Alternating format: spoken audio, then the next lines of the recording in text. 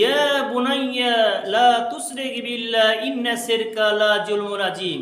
হে আমার ছেলে, হে আমার পুত্র, তুমি আল্লাহর সাথে অংশীদার বানায়ো না। আল্লাহর সাথে অংশীদার বানানো মহাপাপ। আজকে বর্তমান আল্লাহর সাথে আমরা অংশীদার বানিয়ে দিই।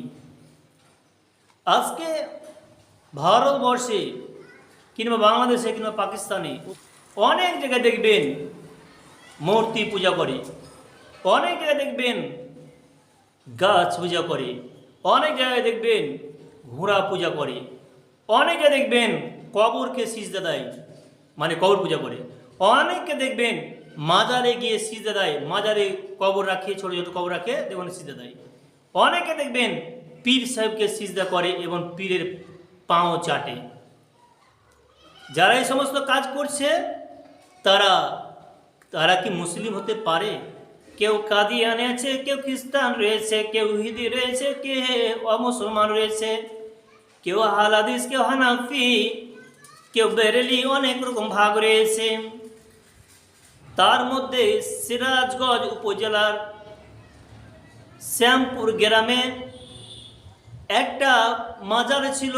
সেই মাজারের মধ্যে একটা কবর ছিল। সেখানে ওই মাজারে অনেক কিছু নাচ হতো, অনেক কিছু ড্যান্স হতো, অনেক গান বাজনা চলতো। ওই মাজারকে এখন কিছু মানুষ যারা আল্লাহকে বিশ্বাস করে তারা সেই মাজারকে ভেঙে চূর্ণ বিচূর্ণ করে দিল। এমনি কি সেই মাজারের যে রান্নাঘর ছিল সেটাও ভেঙে ফেলেছে। এমনি কি সেই মাজারের মধ্যে যেটা কবর ছিল, কবরকে খনন করার পরে তার মাথার মধ্যে যে হাড়গালা ছিল করে নিয়ে গেছে, দেহের মধ্যে যেগুলো হাড় রয়েছে সেগুলো সবগুলো নিয়ে চলে গেছে। এই কথাটা তার মা নিজেই বলেছে, আমার ছেলে এখানে কবর দেওয়া ছিল আর এখানে ওনার উপলক্ষে মাজার ছিল। এই মাজারটা ভেঙেছে, এমনি কি রান্নাঘরটা তো ভেঙেছে। আমার ছেলে যে কবরটা রয়েছে, কবরের মধ্যে যা ছিল সবগুলোই নিয়ে চলে গেছে। মা বলেছেন আমার ছেলে সমস্ত জিনিসগুলোকে নিয়ে চলে গেছে, কবরে যা ছিল সব নিয়ে চলে গেছে। এবার বলুন দেখি, ওই মাজার পূজারীরা যারা মাজার পূজা করে, যারা পীর পূজা করে, যারা ঘোড়া পূজা করে, যারা গাছ পূজা করে, যারা তেনা পূজা করে, যারা মূর্তি পূজা করে, এই সমস্ত মানুষরা তোমরা আল্লাহকে বাদ দিয়ে অন্য কাউর কেন পূজা করছেন? খবরদার, খবরদার, আল্লাহকে বাদ দিয়ে অন্য কাউকে সিজদা করা যাবে না। আল্লাহকে বাদ দিয়ে অন্য কাউকে সিজদা করা যাবে না। অনেকে প্রশ্ন একটু কৌশল করে অন্যদিকে নিয়ে যায়, সেই প্রশ্ন দিকে যাচ্ছি। তাহলে স্পষ্ট বোঝা গেল কবর পূজা করা যাবে না, গাছ পূজা করা যাবে না, তেনা পূজা করা যাবে না, মাজার পূজা করা যাবে না, পীরকে সিজদা করা যাবে না, পীরের পূজা করা যাবে না, এমনি কি মূর্তি পূজা করা যাবে না। এক কথা, আল্লাহর পূজা করতে হবে, আল্লাহর ইবাদত করতে হবে।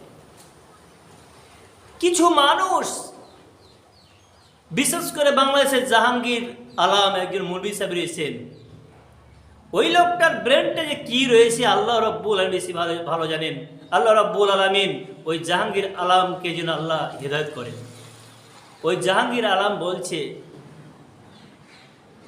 আল্লাহকে সিজদা দেওয়ার কোনো কথাই নেই, আরে মানুষকে সিজদা করতে হবে কথা বলছেন। তার প্রমাণ কি জানেন? উনি তা দলিল দিচ্ছে, কোরআন থেকে দলিল হচ্ছে। হযরতে আদম আলাইহিস সালামকে বললেন, ও ফেরেশতারা তোমরা আদমকে সিজদা করো।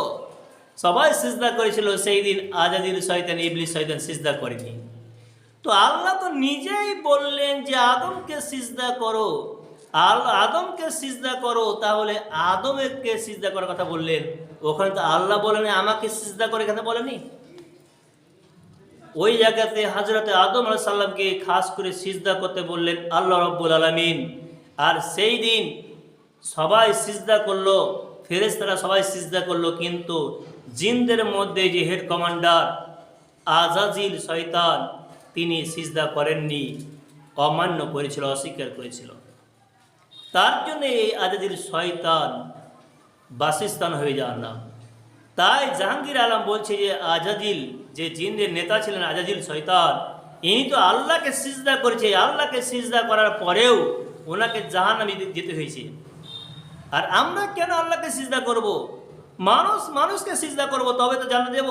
ওই আজাদিল শয়তান তিনি আদম আলাইহিস সালামকে সিজদা করল না, আল্লাহকে সিজদা করেছিল, তারপরে ওনার বাসস্থান হয়েছে জাহান্নাম।